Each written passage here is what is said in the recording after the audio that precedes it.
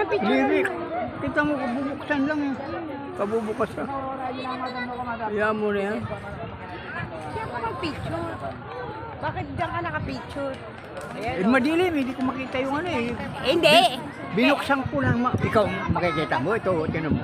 Hindi kasi kaya madilim yan dahil maaraw pero mamaya sa bahay makikita. Kaya hindi ko nga mabuksan. Kaya iniiwas ko sa ano. Kasi binubuksan ko yung ano. Asal ba sila?